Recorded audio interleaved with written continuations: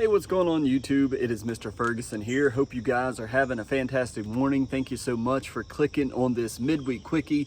We want to jump right into it. Subscribe if you're not. We try to do daily midweek quickie devotionals here every Wednesday morning. We release them around 7 o'clock. So I encourage you to share these messages. If it touches your heart, hit the like button. It helps us to reach more people, and share it with people. If, hey, this touched my heart, I want to share this. You can email it, you can text it. I appreciate that as well. And so today I want to go into, we've used this maybe before in the past, but the Chosen book. We did some devotionals. They've released a devotional book. And there's a few in here that I really enjoy, some more than others. But today I want to talk about this one that we've talked about several times in our family devotionals, but it's called Test Question. Test Question, as you can see there, in case my audio don't work very well. But the first verse that it gives us for this devotional says, "Lifting up his eyes then, and seeing that a large crowd was coming towards him, Jesus said to Philip, 'Where are we to buy bread so that these people may eat?' He said this to test him, for himself he knew what he would do already."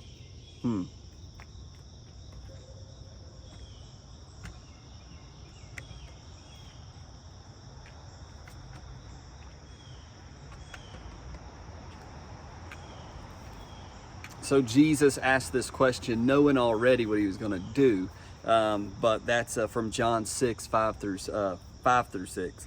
Some people don't test well. They're more tactical learners. Philip was one of those people. As soon as Jesus asked him where they could get bread for a gathering of more than 5,000 people, Philip went into logistics mode. I thought that's good. They were only a few miles outside of his hometown, Bethesda. So no doubt he racked his brain wondering where he could go and how he could make this thing happen. Duh, he couldn't, and finally concluded as much.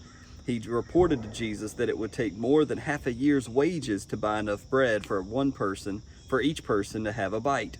Oh, Philip. This wasn't week one. He had already seen plenty of miracles, hundreds maybe. At the very least, Philip should have known that when Jesus asks a question, it's because he's the one who needs to hear the answer. Jesus didn't expect Philip to know exactly what he was about to do. How could he?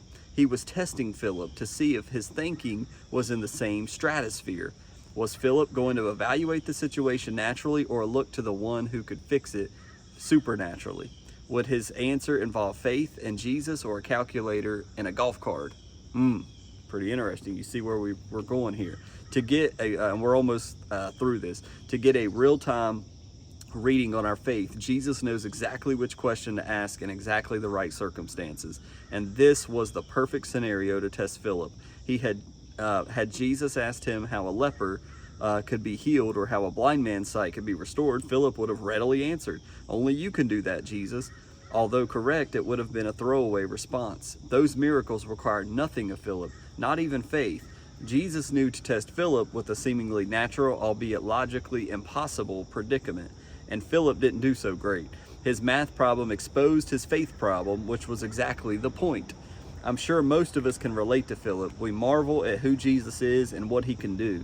But as soon as he asks us to participate in a miracle, we immediately go into logistics mode and start crunching the numbers. Often our conclusion isn't any better than Philip's. Consequently, our prayer reflect our lack of faith and become a little more than grim reports derived from human assessment. I did the math, Lord, and let me turn the page. I did the math, Lord, and a half a year's wages won't cover this college tuition or these medical bills or a multi-season series about the life of Christ. Oh, modern day Phillips. The question is a test, and the test is an invitation. It's an opportunity to shift our focus from what we can't do to what he is going to do. Jesus didn't ask Philip, "Where are you going to get the bread?" He asked, "Where are we going to get the bread?" Jesus already had a plan. He knew how it would all go down. He was inviting Philip to jump into the same stratosphere, put down his silly calculator, hold out his empty hands, and watch Jesus do the impossible math. So the prayer focus, the last part, ask God to increase your faith so that your answers always involve him. Praise him for testing you and inviting you to participate in what he's already doing. Give him all the glory for doing impossible math on your behalf. So I thought, let me set this down. So I thought that was super good, and it's so true. In the world that we are currently living in at the making of this video, in 2022, inflation is on the rise. Our water bill here in my area has went up on the rise and is now up. Our food prices are up. Our gasoline prices are up. And there's people with their calculators saying, oh, I'm looking at my job and they're not giving me more money at my job. They're not giving my wife more money at her job. We're gonna have to get second jobs. This don't add up. I'm gonna have to find a babysitter. That's more money because I gotta work a second. And there's people driving themselves a little bonkers in their mind nowadays because of the situation we find ourselves living in. And as I begin to think about what the midweek quickie needed to be today, I didn't know what to speak about today. And as I went into my prayer room and prayed, he brought this to mind as I began to read scripture. He said the test question. And so I believe this is for somebody out there today. It may not be a very long 20-minute, Mr. Ferguson talking thing, which is fine because I'm just a man, but I need to hear this as well, because what the point of the lesson is God can do anything, but he wants to get our thinking. Or, when we give our heart to Jesus, when we ask Jesus to come in and forgive us of our sins, and Lord, I'm going to live for you, and he knows that we mean that in our heart. It says, be ye transformed by the renewing of your mind. That is such a powerful verse, and that's come up so often in things me and my wife have been talking about lately, because Jesus has to begin to renew our mind, and not only to get the trash out, that our desires from our heart and our mind desires this worldly trash, but he begins to change that. We don't want the trash anymore. We don't want to say the garbage words anymore. We don't want to think about sinful things anymore. He renews our mind, but also in the way we think about problems. We're thinking differently. And so Jesus was asking Philip, we got 5,000 people here. Where are we going to get enough bread for these people? He didn't ask Philip. He wasn't planning on Philip resolving this issue. He wanted to see where Philip's mind was. Was he thinking spiritually, or was he going to think carnally? And Philip was thinking carnally. Well, Lord, it's going to take a year and a half's wages if we go into town and buy all this bread, even if we had enough money, how are we going to get it here? He went into acting in his own flesh. How am I going to resolve this problem? And a lot of us out there today in this financial inflation and in our situations, we're trying to mentally figure out, okay, I'm going to work this out. How am I going to do it? Lord, help me to do this. I'm going to, are we, Lord, help me to do it, but they're trying to do it in their own way, in their own flesh. Okay, I'm going to go get another job. I'm not speaking against going and get a second job or bettering your life. That's not what I'm saying. But are we as Christians going to him first and saying, Lord, this is a big problem. This is something I don't know that I could even resolve on my own. Lord, I need a miracle here. Are we thinking that way? Are we being transformed daily in the renewing of our mind through the Word of God, through God's Word, not through online preachers, not through, our buddy at work or sister so-and-so and brother whatever, telling us we need to do this because they're elders in the church? That's great. But we have Jesus. The veil was torn, as my dad said on Sunday morning. The veil was torn for a purpose. We have full access to God. We don't need to go to brother so-and-so and sister so-and-so to get the answer.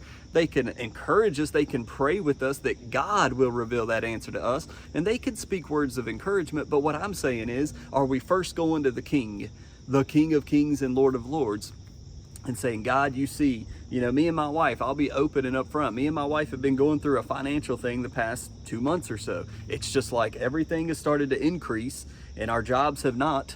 And we've had, my wife is a preschool teacher, and so she had the summer off, and things got challenging, and things have been very challenging. And we've had to back off some things and cancel some things and say, Lord, you see where we are. I trust you, but Lord, get us through this. And he's walking with us through this. We've not missed one bill. He's walking with us every step of the way, but it's been like, oh no, this is scary. It's like you're riding in a car and you're looking over the side of the cliff and you can see the edge, but you're like, no, I'm not going to look at that. I'm going to look to the King. I'm going to look, oh, Jesus is driving. We're good.